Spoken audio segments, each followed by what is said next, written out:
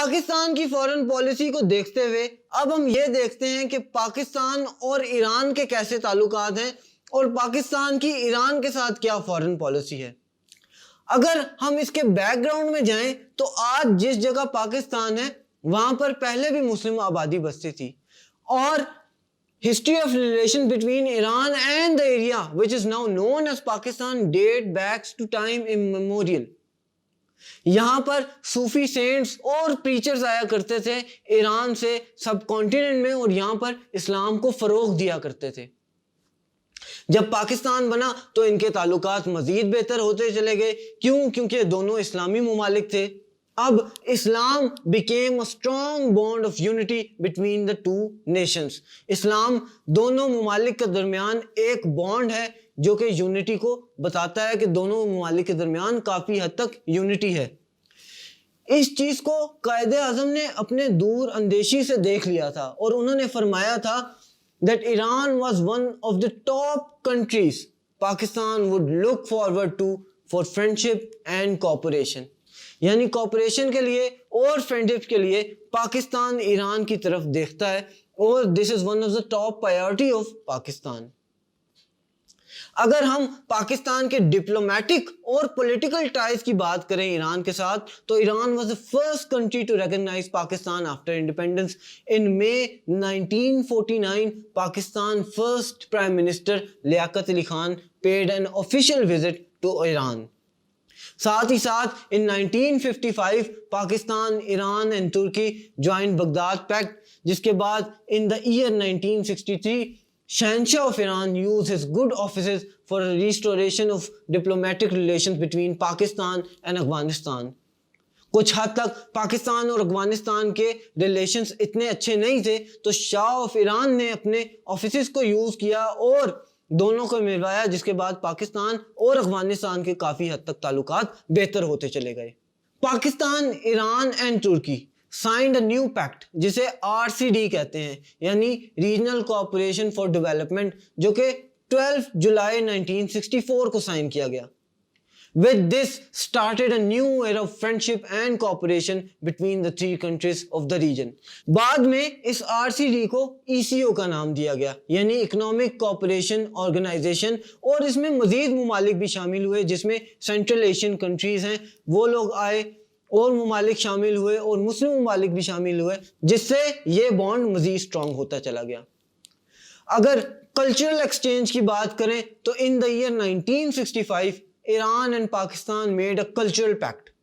Under this pact, exchange of students, teachers, writers and artists took place۔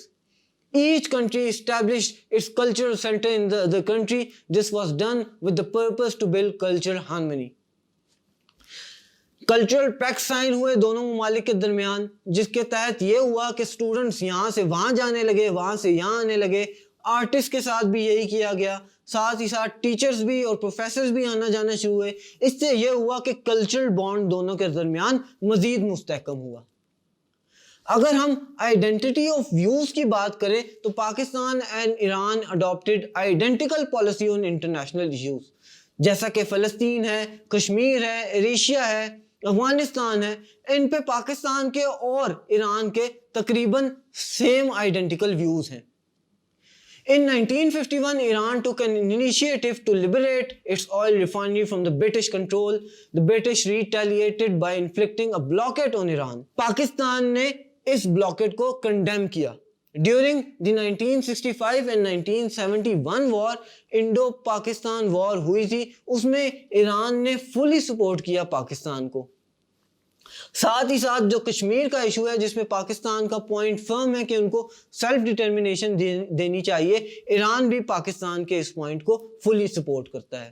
جہاں تک economic cooperation کا تعلق ہے تو in order to promote economic cooperation between the two countries، Pakistan Iran Economic Commission established in 1973۔ Under this commission، Iran established textile, fertilizer, sugar, tire and agriculture equipment factories in Pakistan۔ It was also decided that Pakistan and Iran will purchase part of commodities produced in these factories۔ اس سے یہ ہوا کہ پاکستان اور ایران کے تعلقات مزید بہتر ہوتے چلے گئے۔ जब फॉल ऑफ ढाका हुआ या फॉल ऑफ ईस्ट पाकिस्तान हुआ, उसके बाद पाकिस्तान के फॉरेन एक्सचेंज में वाज़ेह कमी आई, लेकिन ईरान ने काफ़ी हद तक पाकिस्तान को हेल्प किया फॉरेन एक्सचेंज रिजर्व को बढ़ाने में. Iran has been supplying Pakistan enormous quantities of petroleum discounted prices and has also provided financial aid for a variety of development projects in Pakistan. यानी ईरान ने पाकिस्तान को पेट्रोलियम मसनूआत एक तो discounted rates पर भी दी और साथ ही साथ फाइनेंशियल एड भी प्रोवाइड की यहाँ पर वैरायटी ऑफ डेवलपमेंट प्रोजेक्ट्स में. In 1976, Iran provided help for the rehabilitation of people affected by an earthquake in the northern areas of Pakistan. The gesture of goodwill was reciprocated by Pakistan when the Iranian province of Kerman was hit by earthquake in 1979.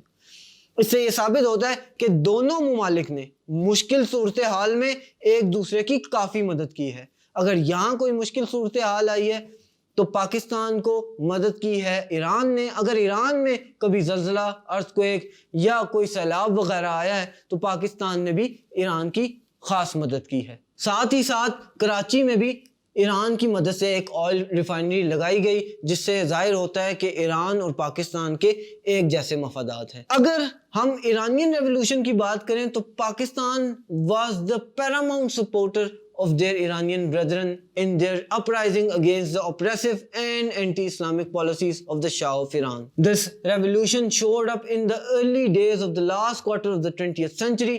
Pakistan immediately recognized the government that took over after the Shah was overthrown in February 1979.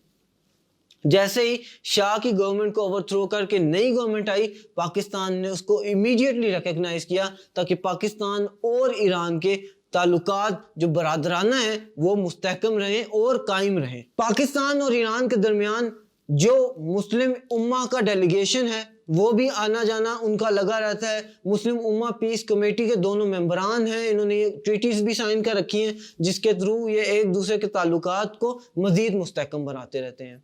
आगे चलकर हम देखेंगे कि पाकिस्तान के अफगानिस्तान के साथ कैसे relations हैं.